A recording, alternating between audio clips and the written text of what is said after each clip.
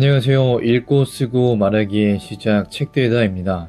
오늘은 이어서 아들아 시간을 낭비하기에는 인생이 너무 짧다. 낭독 시작하겠습니다. 파트 2. 큰 그릇일수록 더 많은 것을 담을 수 있다. 그중 세 번째.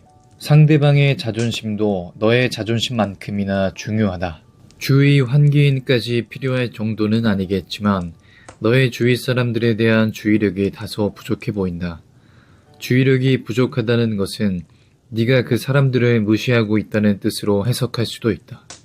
자주 이야기했지만 세상에는 무시해도 좋을 만큼 사려가 없고 쓸모없는 인간은 없는 법이다.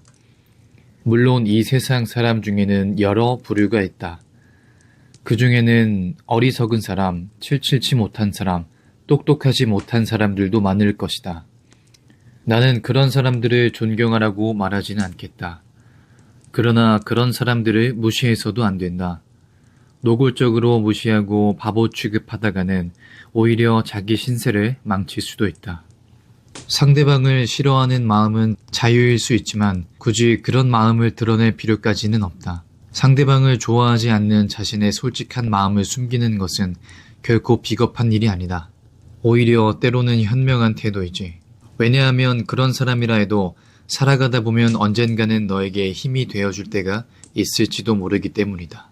그럴 때 네가 단 한 번이라도 그 사람을 무시한 적이 있다면 상대방은 너의 힘이 되어주지 않을 것이다. 나쁜 짓은 용서받을 수 있을지라도 모욕은 용서받을 수가 없다. 사람은 누구에게나 자존심이 있고 그 자존심은 저마다 존중받을 수 있어야 한다. 무시당한다는 것은 때로 숨겨두고 싶은 약점이나 결점을 노골적으로 건드리는 일로 연결되기도 한다. 이것은 괴로운 일이다. 실제로 자기의 잘못을 친구들에게 말하는 사람은 많지만 아무리 친한 친구라고 해도 자기의 약점이나 결점을 말하는 사람은 흔치 않다. 그와 마찬가지로 잘못을 지적해주는 친구는 있어도 이쪽의 어리석음을 노골적으로 건드리는 사람도 없다. 자기 스스로 말을 하든 남에게 지적을 받든 둘 다 자존심에 깊은 상처가 된다는 점을 잘 알고 있기 때문이다. 어떤 사람이라도 모욕을 당하게 되면 그것에 분개할 만큼의 자존심은 가지고 있다. 그러므로 평생에 적을 두고 싶지 않거든 아무리 모욕을 받아 마땅한 인간이라고 생각되더라도 그것을 겉으로 드러내서는 안 된다. 네 번째. 자신의 가치관으로만 세상을 판단하지 마라. 아들아, 너의 편지를 받았다. 네가 로마 가톨릭 교회에 관해 어리석은 이야기를 듣고 또 그것을 맹신하고 있는 신도들을 보고 놀란 기분은 잘 알겠다. 하지만 아무리 잘못된 믿음이라도 본인들이 진심으로 그렇게 믿고 있는 한 결코 비웃거나 책망해서는 안 된다. 분별력이 흐려져서 바르게 볼 수 없는 사람은 불쌍한 사람들이다. 웃음거리가 될 만한 일이나 책망을 받을 만한 일을 해서 그렇게 된 것은 아니다. 그러므로 다정하게 대하고 될 수 있으면 서로 대화를 통해 올바른 방향으로 인도해 주려는 마음가짐으로 대하는 것이 좋다. 결코 비웃거나 책망해서는 안 된다. 인간은 저마다 자신의 생각에 따라서 행동하는 법이다. 그런데 상대방의 생각과 행동에 대해서도 자신과 같아야 한다고 생각하는 것은 상대의 체형이나 몸집이 자기와 똑같아야 한다고 생각하는 것처럼 교만한 일이다. 인간은 저마다 자신이 옳다고 생각하며 살아간다. 그런데 정말로 누가 옳고 그른가를 알고 있는 것은 하나님밖에 없다. 그러므로 자신의 생각과 다르다고 해서 남을 무시하는 행동은 어리석은 일이며 자신의 믿음과 다르다는 이유로 이교도 취급을 하며 박해하는 것 또한 우스운 일이다. 인간은 자신이 생각하는 것밖에는 생각할 수 없으며 믿는 것밖에는 믿을 수 없다. 책망을 받아야 할 사람은 일부러 거짓말을 한 사람이나 이야기를 날조한 사람이지 그것을 믿는 사람이 아니다. 떳떳하게 살아가겠다는 마음가짐을 가져라. 거짓말만큼 비열하고 어리석은 것은 없다. 거짓말은 흔히 적대시하는 마음이나 비겁함 또는 허영심에서 비롯되는데 어느 경우든 목적이 달성되는 일은 드물다.